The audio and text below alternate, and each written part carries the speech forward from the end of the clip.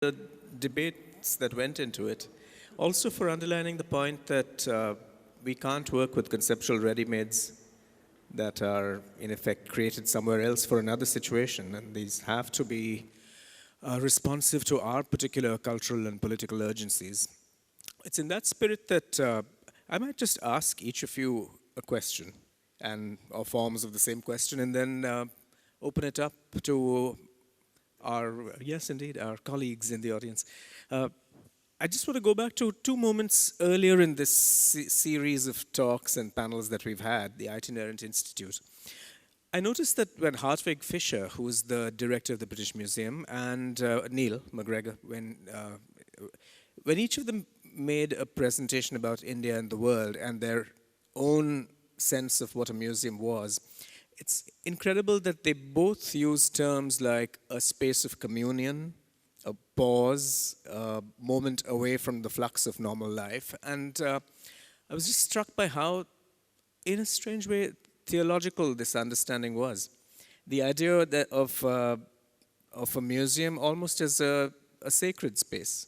So it seemed to come from a society where the sacred didn't really have any force. It didn't have social force. So the museum somehow became a church or a temple, or it allowed for that kind of contemplation. And it strikes me that for us, we seem to be going in exactly the opposite direction. For us, the museum is where we might need to create a forum to discuss the many vexations we have. The pasts, as you said, speaking of the past in the plural, we have different pasts, we have conflicts over narratives, and the museum might be not a place of contemplation, but a forum to a place of forensics. So it's with that kind of, it seems to me that we're coming to the museum with very different expectations than some colleagues in the West. So it's in that spirit that I'm going to ask each of you this sort of question. Can I begin with you, Dr. Sengupta? You talked about the micropedia as a form, and each of your examples was a museum that had to do with a crisis in some ways, whether it was Amritsar, the Partition Museum, or Bhopal. I'd still ask the question, how can the encyclopedic museum in any form open itself up to become this kind of forum? Can it risk shattering itself in some ways? Thank you so much, Ranjit, for that question. What I think, I thought that the encyclopedic museum doesn't need to shatter itself as such. It just needs to orient its display strategies. So on the one hand, I would hope for two possible directions ahead. One is more such museums representing small voices of the marginal, voices that would not be visible normally in the initial permanent collection of an encyclopedic museum. I would hope that more such museums as the ones that I described, and there are so many more, would come up because just like one thing is, just like writing a history of India in today's times is problematic.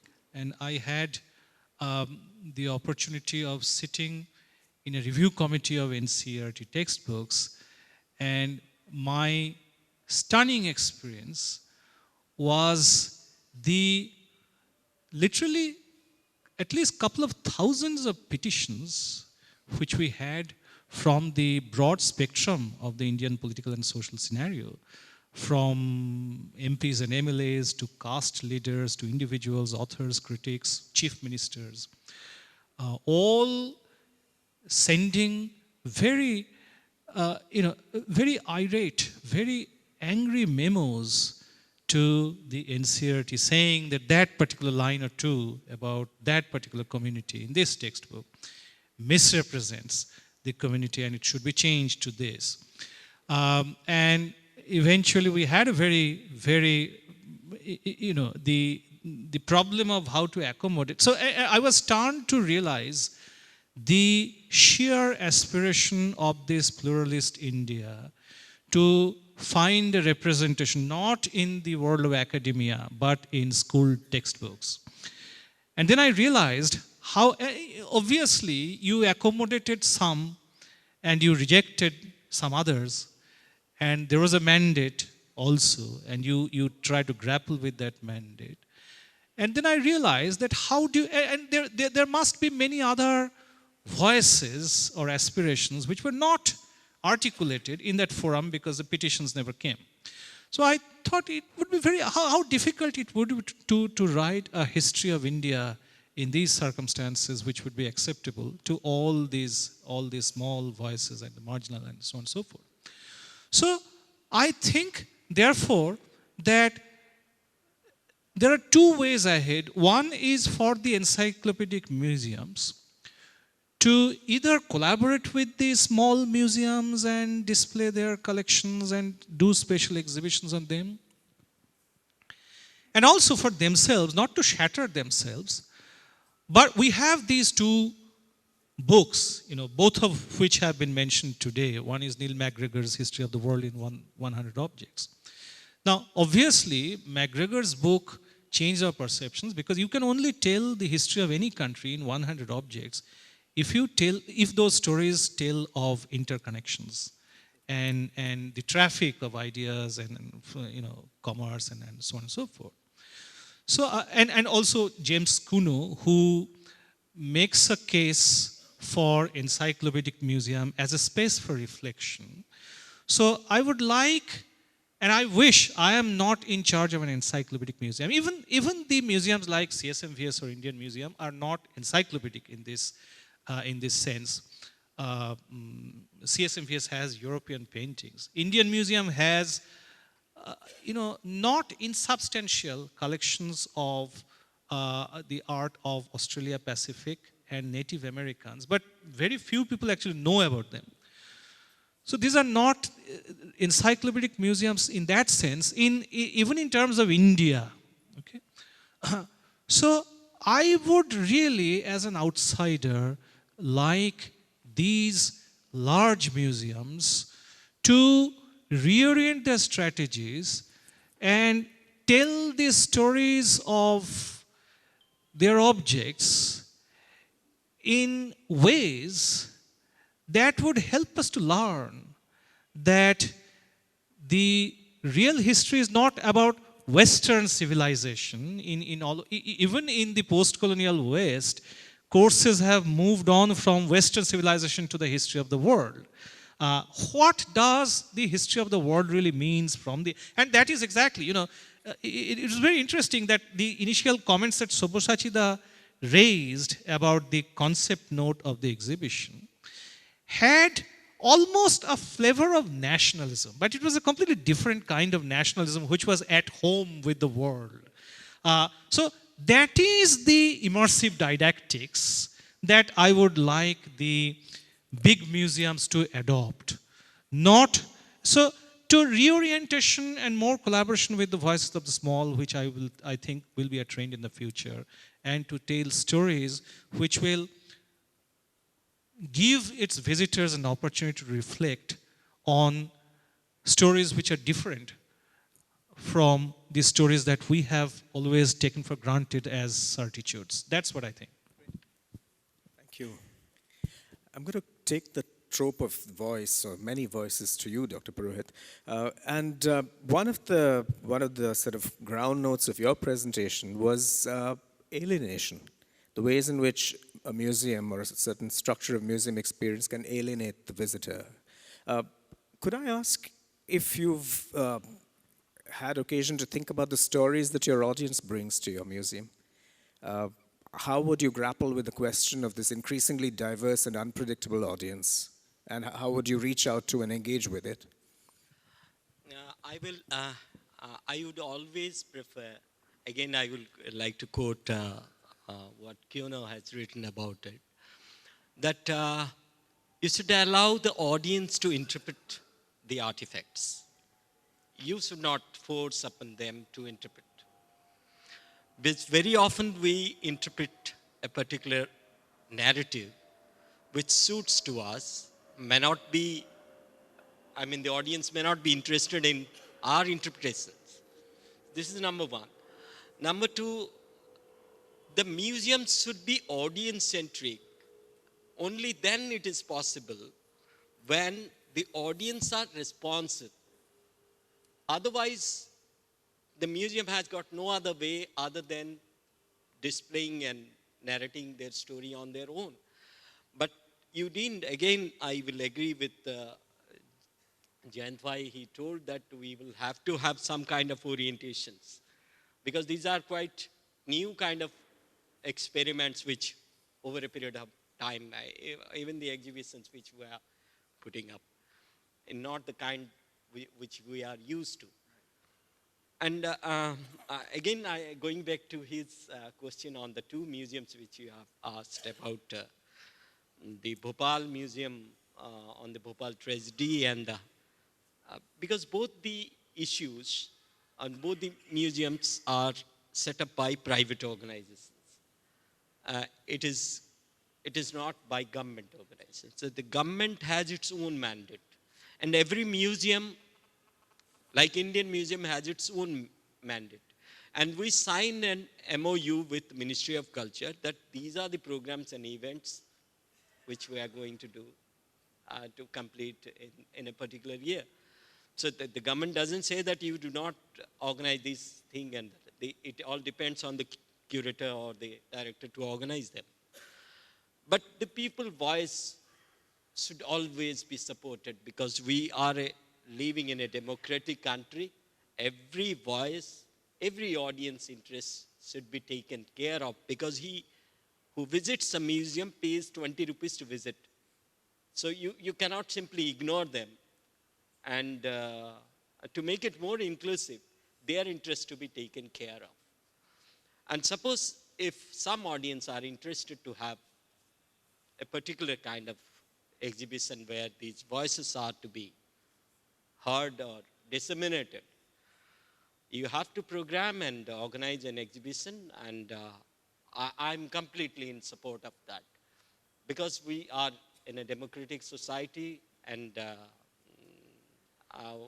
though we don't have a Hyde Park like situation where you can abuse anybody, but definitely we should encourage this kind of platform as a museum where people participate, people teach us. After all, it is the museum is for the people only, not for the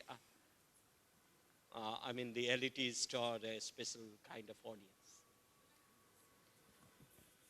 Thank you. And just one question to you, Mr. Mukherjee, before we open it up. I hate the depressing managerial word learnings, but going forward from this experience, which has been quite a breakthrough, what do you see as the future in terms of closer collaborations among museums in India? Has there been a model that's emerged from India and the world in terms of inter-institutional relationships?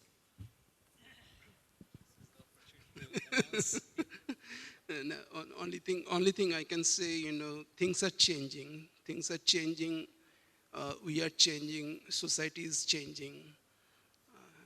This is, very much digital age. We live in digital age. It was not there 10 years ago. But today, my experience, particularly this exhibition, we could involve 28 museums and 3 private collectors.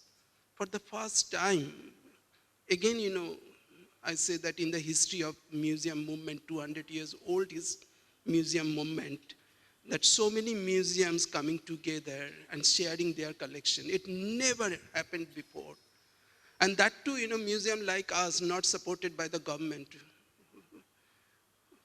It's very strange, if government museum organizing some program, government institutes participate, but an autonomous institute, not supported by the government directly or indirectly, organizing an exhibition involving government institutes, and everyone participating, I think society is changing. People started thinking that it's important, we need to share. And what Jayanta said and Rajesh, that it's a social space. Museum is an integral part of society. The different voices to be heard, that's very important. We cannot impose our ideas every time. We need to listen to people, what they want, what they expect. And my experience, city like Mumbai, without any support from the government, neither from state nor from the center, I think because of our activities, our program, community participation in museum development, society coming around the Cultural Institute and supporting activities, supporting program. Particularly this exhibition, I have no hesitation, even government of India cannot afford the budget. But private parties, they are coming, they are giving money. That we need to do, we need to tell the history. Our history is an identity, Jayanta. It's not nationalism. Nationalism is completely different. Each one of us has identity, his or her own identity. When I look at myself, my identity, I'm a Bengali, I'm from eastern part of India. That's the geographical location, and Bengali is my language, that's my mother tongue. When I am in Mumbai, working for the country, I am an Indian, that's my national identity. When I'm working with the British Museum, I'm a global citizen. I'm a part of the global community. If antiquity, when you look at the hand axe from Africa, you say this particular hand axe from Africa, because that antiquity's identity. This is from Egypt. This is from Europe. That's the identity of that particular antiquity. Then why not we? So antiquities can, have multiple identities. Then individual like us can carry multiple identities. And so much so happening in the society, the conflicts, contradiction because of that. Because we are not recognizing their regional, national, and global identity. The regional, when we say regional, from West Bengal, somebody from West Bengal, talking proud of West Bengal culture can become a part of national culture, because West Bengal is an integral part of the country, and India is an integral part of UN. Automatically that person becomes a part of global citizen, global community. So I think we need to look at the identity issue, we need to look at from different angle. It's not a very complex. We make it complex. And today, museum, the concept of museum is changing every day, every moment. It has become a civic space for social debate. There are issues we address. It's not, repository of antiquities, the way people used to look at 10 or 15 years ago.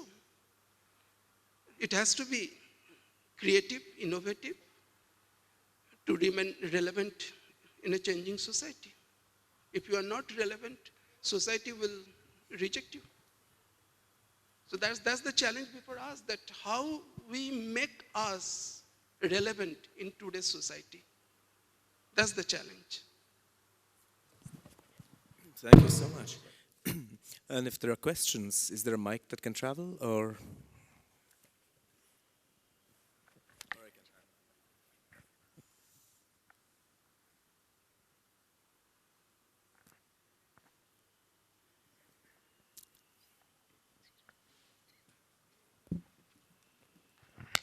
What is encyclopedic museum, and is the Joka museum, Guru Shadadatta Museum at Joka is encyclopedic medium. Museum, sorry. Encyclopedic museum.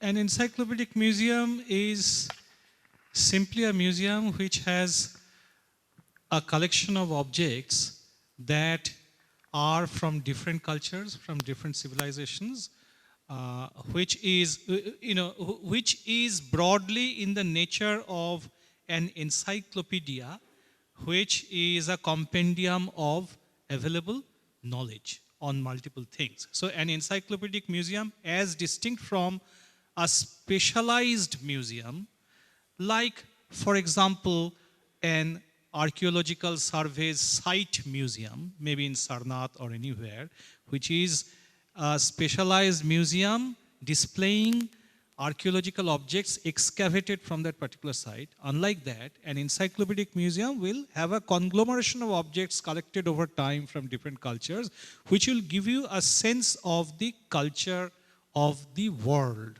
Not of all countries, not of all civilizations, but broadly speaking, world cultures. And Guru Shada Museum, no, Guru Shada Museum is not. Indian Museum is to a certain extent, is an encyclopedic museum pertaining to India. Not, it has non-Indian collections, but Southeast Asian collection, Mummy is an important non-Indian object. There are other objects also, but by and large, it is a museum of South Asian history. In that sense, it is encyclopedic pertaining to one particular country or one particular subcontinent. Super. Did you have a question, sir?